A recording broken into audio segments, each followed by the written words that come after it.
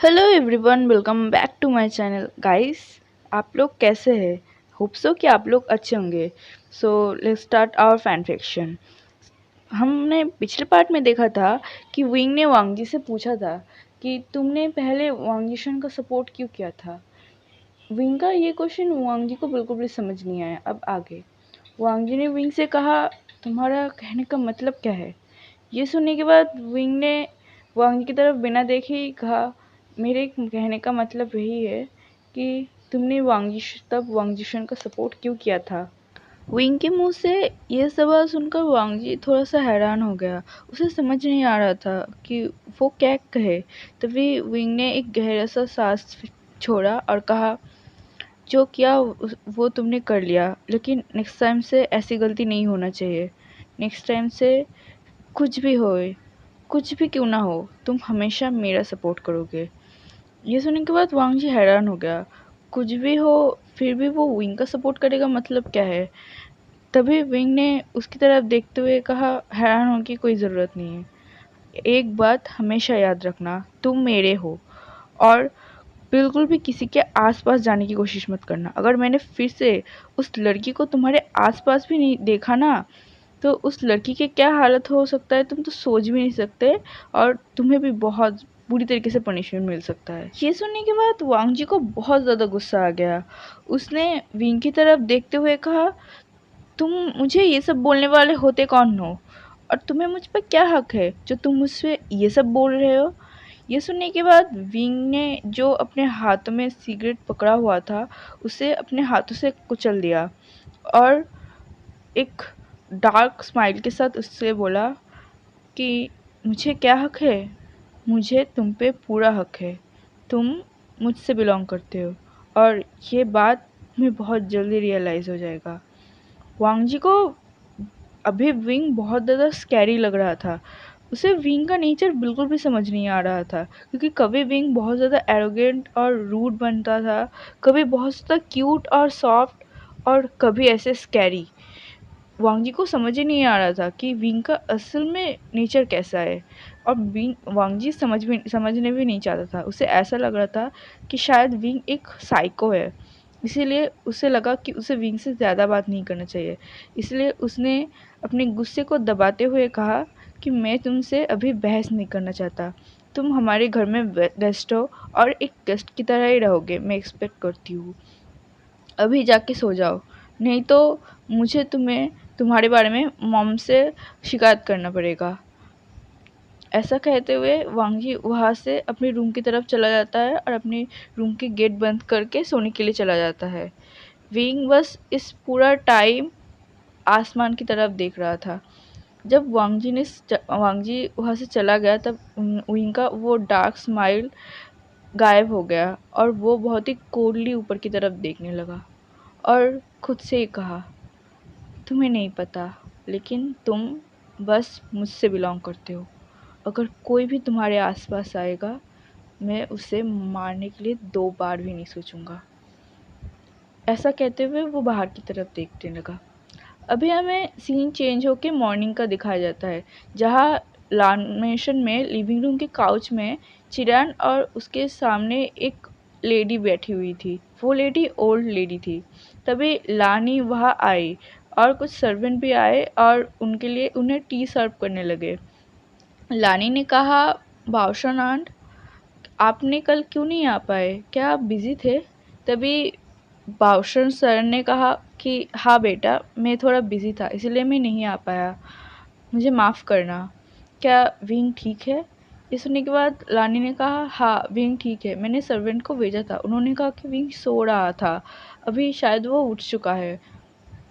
ये सुनने के बाद वाशु सर ने नोट किया और लान चिरन के साथ बातें करने लगा कंपनी के बारे में।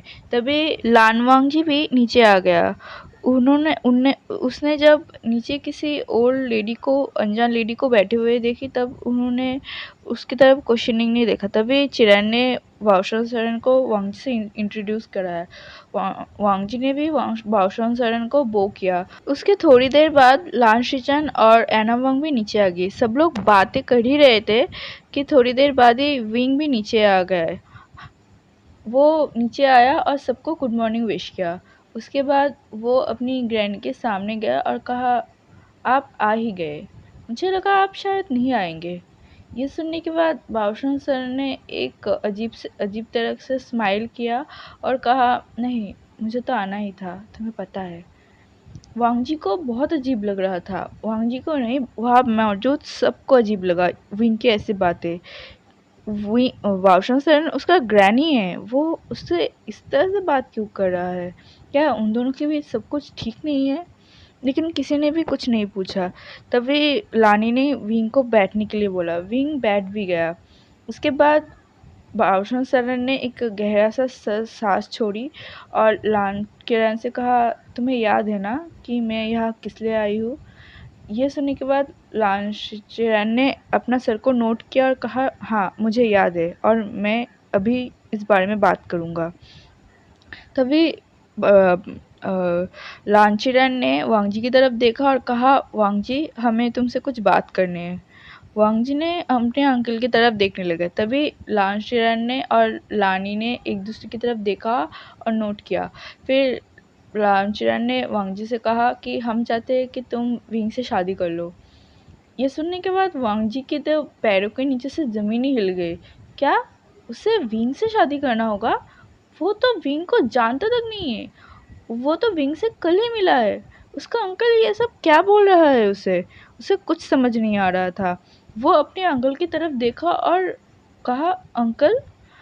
तभी लांचीरान ने कहा, मुझे पता है तुम हैरान हो रहे होगे। तुम और विंग एक दूसरे को धीरे धीरे जान लोगे, लेकिन ये शादी तुम्हें करना ही होगा। ये शादी बहुत समय पहले से ही तुम्हारे ग्रैंडफादर ने और बाउशन सरन आंटी ने ठीक करके रखा था, और ये बात हम सबको पता था। हमने सोचा भी था कि जब तुम बड़े हो जाओगे तब हम तुम्हें बता देंगे। वांग जी को तो समझ ही नहीं आ रहा था कि अचानक से उसके साथ क्या हो गया। तभी लानी ने वांग जी के शोल्डर पर हाथ रखा और कहा कि प्लीज़ बेटा, तुम मना मत करना। विंग एक बहुत ही अच्छा लड़का है और विंग तुम्हारे लिए बहुत ही ज़्यादा सूटेबल भी होगा। हम चाहते हैं कि तुम विंग से शादी कर लो। वांग जी अपनी जगह से खड़ा हो गया और कहा, मैं ऐसे शादी नहीं कर सकता।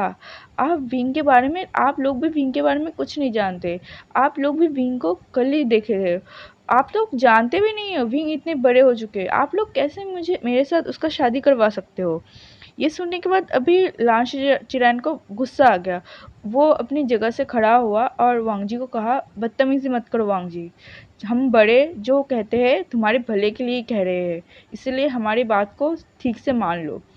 वांग जी चुप हो गया, क्योंकि वो कभी भी अपने अंकल के बात को नहीं टालता। बचपन से ही वो अपने अंकल को बहुत ज़्यादा पसंद करते हैं और वो कभी भी अपने अंकल की बात को नहीं टालता है। इसीलिए वो बस अपनी सिर झुका के खड़ा हो गया। तभी लांशीचैन अपनी जगह से खड़ा हुआ और कहा, अंकल, आप प्लीज़ वांग जी को थोड़ा सा टाइम दीजिए। अचानक से इन सब की वजह से वांग जी थोड़ा सा घबरा गया था और वो थोड़ा सा गुस्सा हो गया था।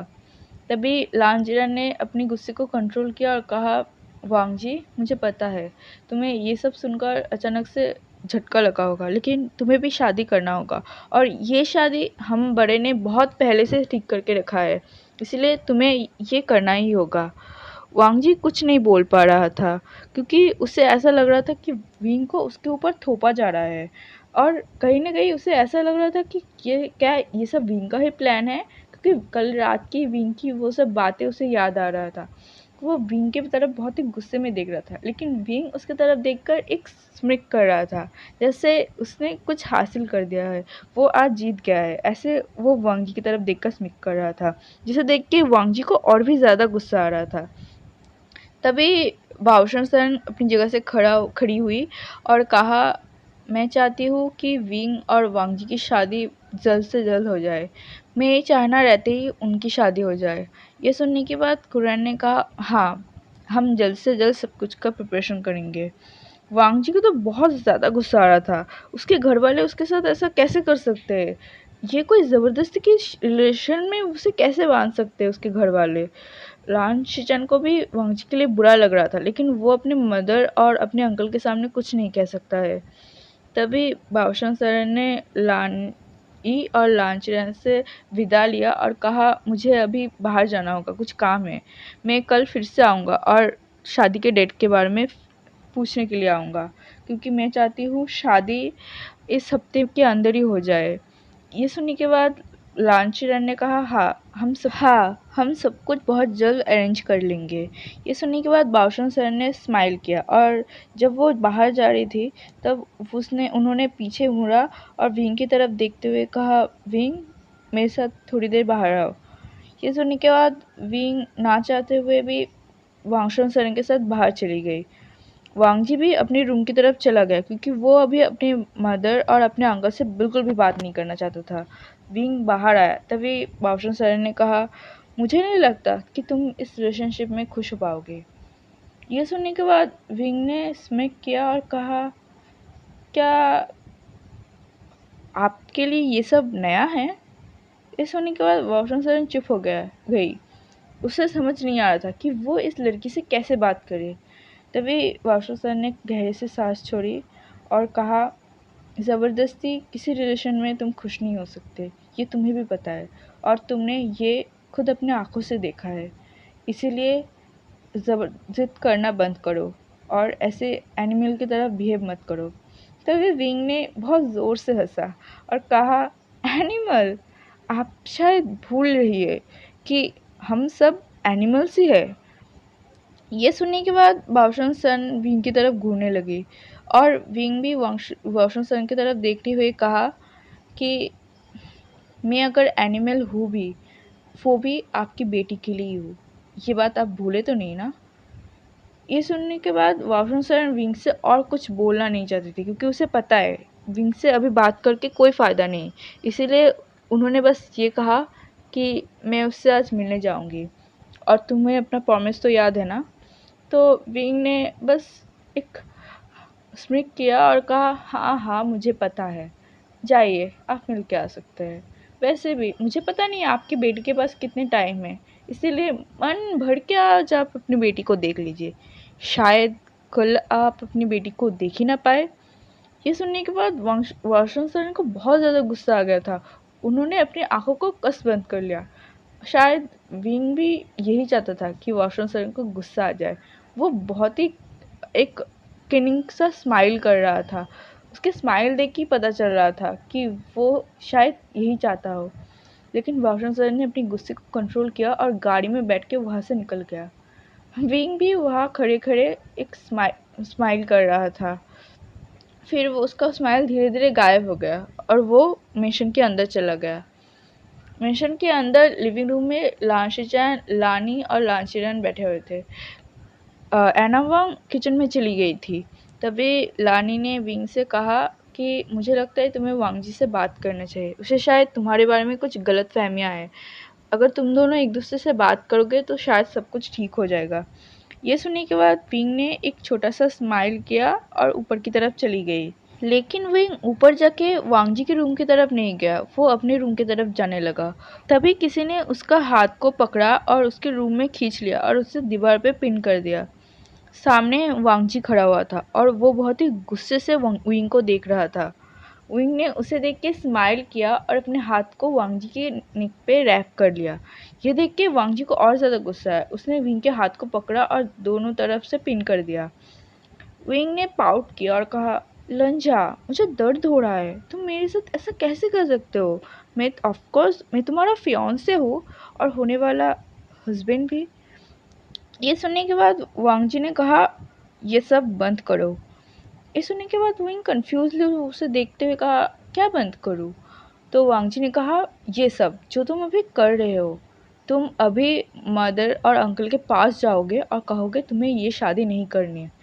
ये सुनने के बाद विंग ने वांगी को टीज करते हुए कहा, तुम फिक्र क्यों कर रहे हो? तुम्हें क्या पता है मैं एक स्पेशल बॉय हूँ और अगर तुम्हें चिल्ड्रन चाहिए तो वो मैं आसानी से दे सकती हूँ।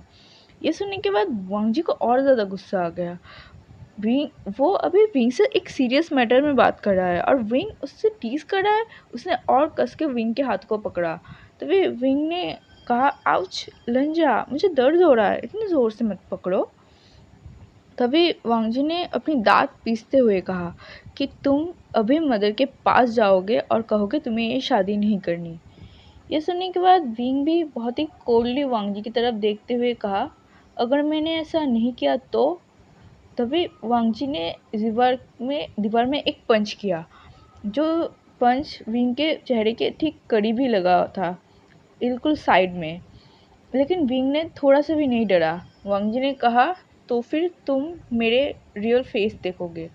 मैं तुम्हें इतना टॉर्चर करूँगा कि तुम्हें रिग्रेट होगा मुझसे शादी करने के लिए।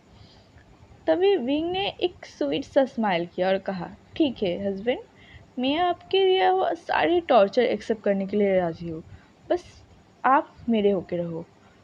तभी वांग जी वहाँ से उसे छोड़कर जाने ही वाला था, लेकिन विंग ने उसका हाथ को पकड़ा और कहा कि तुम बस मुझसे बिलोंग करते हो और किसी को भी तुम्हारे ऊपर कोई हक नहीं है, इसीलिए मुझसे दूर जाने की कोशिश बिल्कुल मत करना। और तुम्हारा और मेरा शादी होना वो तो तय ही था, वो तुम कभी नहीं रोक सकते हो। और तुम चाहो, अगर मुझसे शादी ना भी करना चाहो तो भी तुम्हें मुझसे ही शादी करना होगा, तुम्हारे पास और कोई ऑप्शन नहीं है। वांग जी को अभी बहुत ज़्यादा गुस्सा आ रहा था। उसने विंग से अपना हाथ को झटका झटका के छोड़ा और रूम से चला गया। विंग बस स्मिक करते हुए वांग जी की तरफ देख रहा था। तो चलिए एवरीवन, मैं अपने पार्ट को यही रोकती हूँ। आई होप कि आपको ये पार्ट अच्छा लगा होगा। अच्छा लगा तो प्लीज़ लाइक करना, कमेंट करना और मेरे चैनल को सब्सक्राइब ज़रूर कर देना। मिलते हैं नेक्स्ट पार्ट में, तब तक के लिए बाय बाय।